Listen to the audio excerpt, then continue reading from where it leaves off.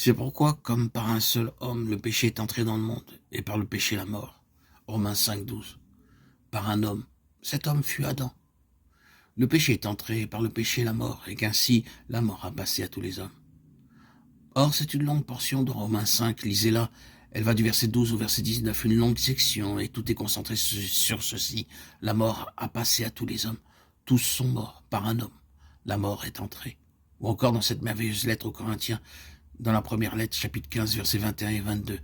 Car puisque la mort est venue par un homme, c'est aussi par un homme qu'est venue la résurrection des morts. Et comme tous meurent en Adam, la mort était une réalité. Il avait eu lieu et qu'un ne reconnaissait pas le fait, il n'acceptait pas le fait, il ignorait le fait. Et toute la question de cette réalité, à savoir si la porte est fermée ou ouverte, dépend de notre reconnaissance et de notre acceptation de ce fait. Et qu'il n'y a aucun accès possible pour nous dans notre état naturel. Et c'est aussi sur cette base qu'il faut considérer la question de notre approche de Dieu. C'est ce qui est soulevé ici. Regardons les caractéristiques dans le cas de Caïn. Ce n'était pas que Caïn était un homme irréligieux, sans foi, il n'était pas un athée ou un ignorant ou un contestataire ou quelqu'un doutant ou reniant l'existence de Dieu. Il est venu sur le lieu d'adoration. Il y avait de toute évidence un lieu d'adoration là où il y avait un autel. Dieu n'avait pas été exclu de son univers. Il avait encore une place dans leur pensée, dans leur attention. En ce sens, Caïn n'était pas un homme sans foi irréligieux. Caïn avait travaillé dur et il avait bien travaillé. Ce fruit du sol qu'il a apporté représentait qualification, énergie, intérêt. Et si les paroles de l'Éternel prévalaient encore à la sueur de ton visage, Genèse 4,19, avait dit l'Éternel, là où Caïn était concerné, ce fruit était celui-là. Il représentait tout cela. C'était l'incarnation de sa pensée, l'incarnation de son cœur, l'incarnation de sa volonté. Il s'était mis lui-même dans ce fruit. Nous allons lui donner une place aussi grande que nous pouvons. Nous ne méprisons pas Caïn dans un certain domaine. Il s'était mis lui-même dans ce fruit. Ce fruit était l'expression de lui-même. Il sortait entièrement de lui-même. Et ce fut le point mort et l'impasse.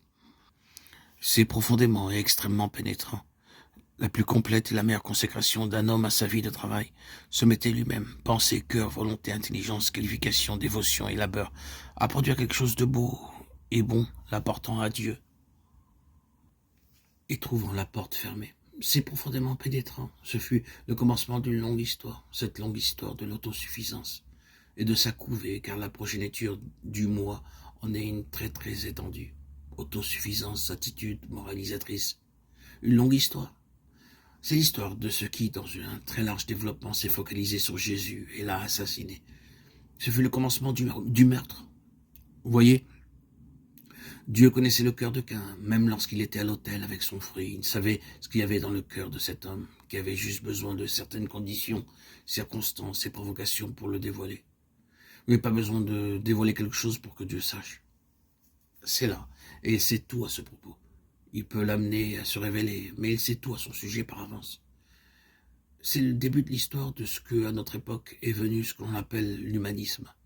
Cet homme l'a en lui-même, sa propre intelligence, sa propre puissance, sa propre volonté, sa propre ressource, pour trouver son chemin, pour s'en sortir, pour se sauver lui-même. Cela commence là.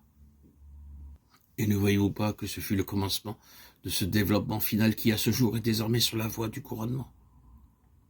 L'Antéchrist, la super gloire de l'homme dans ses réalisations, ses inventions, ses découvertes, et que sais-je encore, par lesquelles il va se sauver lui-même et son monde. Et c'est un non-sens. La croix fait de tout cela une absurdité et dit il n'y a pas d'accès possible. Et si les hommes ne sont pas capables de voir qu'il n'y a pas d'accès au ciel par la bombe à hydrogène ou n'importe quelle autre arme, ils sont effectivement des idiots. Le Dieu de ce monde a aveuglé l'intelligence des incrédules. 2 Corinthiens 4,4. Cela débuta ici. Voilà, frères et sœurs, bien-aimés en Christ, voyez ce à quoi cela correspond. Vous et moi, par le meilleur que nous pouvons faire et produire, ne pouvons jamais réussir avec Dieu.